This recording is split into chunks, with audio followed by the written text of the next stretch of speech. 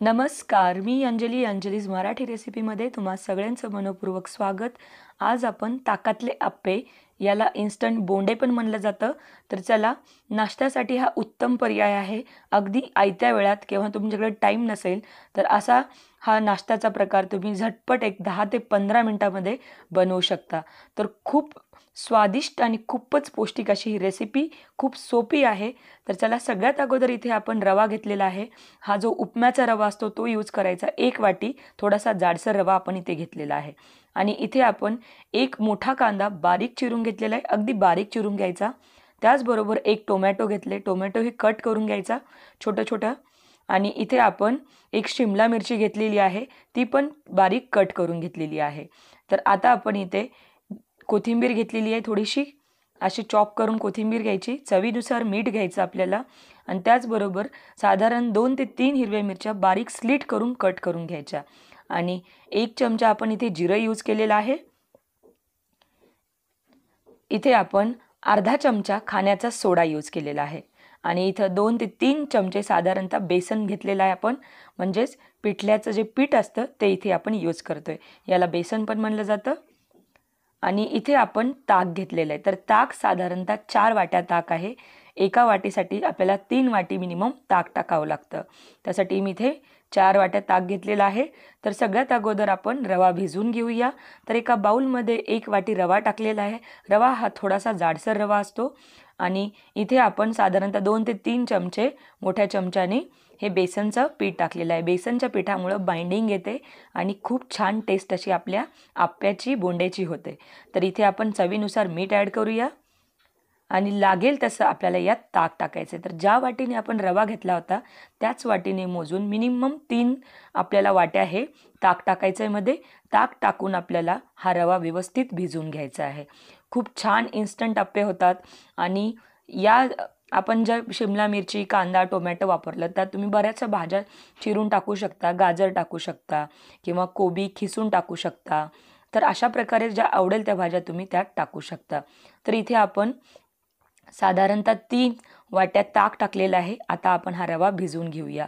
सतत एका चमच्याने हलवत राहायचं, जेणेकरून यात लम्स व गाठी निर्माण होणार नाहीत आणि रवा हा व्यवस्थितशीर भिजेल. तर रवा व्यवस्थित भिजण्यासाठी आपल्याला याला झाकण लावून एक 10 ते 15 मिनिट याला साईडला सोडून द्यायचं आहे, जेणेकरून हा रवा व्यवस्थित ताकात भिजून येईल. तर बघा, रवा आपला थोडासा घट्टसर झालेला आहे इथे आणि एकदम भिजलेला आहे रवा, मऊ पडतो एकदम रवा भिजल्यानंतर. तर आता आपण या भिजलेल्या रव्यामध्ये कांदा टाकून घेऊया, टोमॅटो टाकून घेऊया, शिमला मिरची, हिरवी मिरची, कांदा ॲड केला आहे मी इथे, टोमॅटो पण आपण टाकून देऊया. तर बघा, इथे या आप्प्यामध्ये तुम्हाला आवडेल त्या भाज्या तुम्ही ॲड करू शकता. त्यामुळे आप्प्याची चव तर अजून छान होतेच होते, पण आप्पे हे खूप पौष्टिक होतात. तर लहान मुलांसाठी किंवा मोठ्यांसाठी हा एकदम उत्तम पर्याय आहे नाश्त्यासाठी. बऱ्याचशा भाज्या आपण यामध्ये टाकू शकतो आणि लहान मुलांना खाऊ घालू शकतो. तर कोथिंबीर टाकली आहे आणि आता आपण थोडासा अर्धा चमचा खाण्याचा सोडा यूज केला होता, तोही यात टाकूया.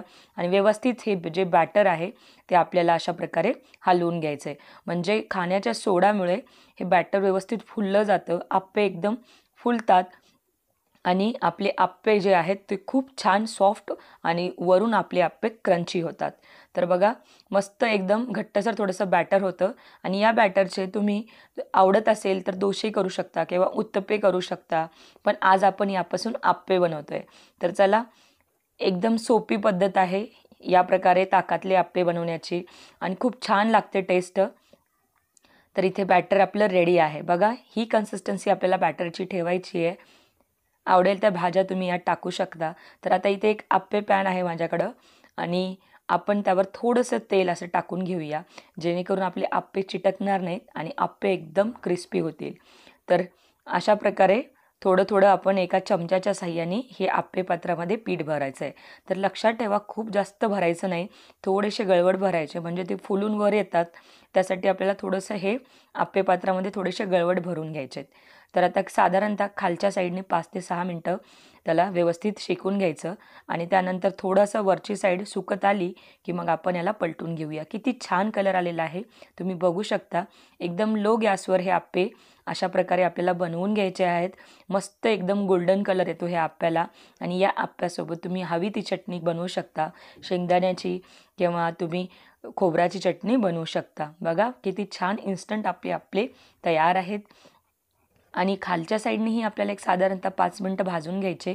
मंद आचेवर भाजल्यामुळं काय होतं, आप्पे पूर्णपणे व्यवस्थित शिजले जातात आणि छान गोल्डन कलरही येतो आणि आपले आप्पे एकदम क्रिस्पी होतात. जर तुम्ही खूप फास्ट गॅसवर हे आप्पे भाजले तर थोडेसे वरच्या साईडने ते करपले जातात आणि मध्ये कच्चे राहण्याची शक्यता असते. त्यामुळे नेहमी कुठलाही पदार्थ बनवताना थोडासा लो गॅसवर बनवा, म्हणजे त्याची चव अजून उत्तम होते. तर बघा अशा प्रकारे दुसरे आप्पेही मी या आप्पे पात्रात टाकून घेतलेले आहेत आणि याच पद्धतीने आपण बनवून घेऊया. खूप छान असा उत्तम पर्याय आहे ब्रेकफास्टसाठी. विकेंडला तुम्ही असा ब्रेकफास्ट बनवू शकता. लहान मुलांना टिफिनसाठी देऊ शकता किंवा ऑफिसमध्ये सुद्धा तुम्हाला स्नॅक्समध्ये हा आयटम घेऊन जाता येऊ शकतो. तर बघा मस्त आता दुसरेही आपले आप्पे खालच्या साईडने शेकून झालेले आहेत. तर त्याला एका चमच्याच्या साहाय्याने अशा प्रकारे आपल्याला पलटून घ्यायचं आहे. खूप साधी सोपी पद्धत आहे आप्पे बनवण्याची. पण बऱ्याचदा असं होतं ना, की आपण नेहमीप्रमाणे जे आप्याचं पीठ भिजवतो तो विसरतो किंवा डाळी आणि तांदळाचं जे पिठाचं मिश्रण असतं ते फर्मेंट करावं लागतो. त्यात बराचसा वेळ जातो. त्यासाठी मग आपल्याला आप्पे करणं होत नाही. तर हा एक उत्तम पर्याय किंवा त्याला एक सबस्टिट्यूट आहे. अगदी फावल्या वेळामध्ये तुम्ही अशा प्रकारचे इन्स्टंट आप्पे बनवून लहान मुलांसाठी किंवा घरातल्या मोठ्या व्यक्तींसाठी देऊ शकता.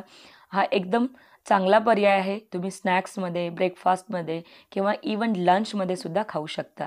तर आपले आप्पे तयार आहेत. एका प्लेटमध्ये मी सर्व केलेलं आहे. इथे माझी शेंगदाण्याची चटणी तयार आहे.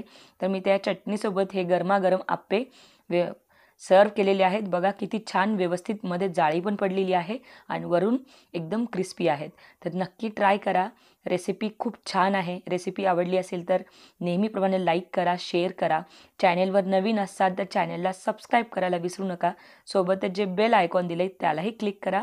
पुन्हा भेटूया अशाच एका नवीन रेसिपीसोबत. तोपर्यंत टेक केअर. Bye bye.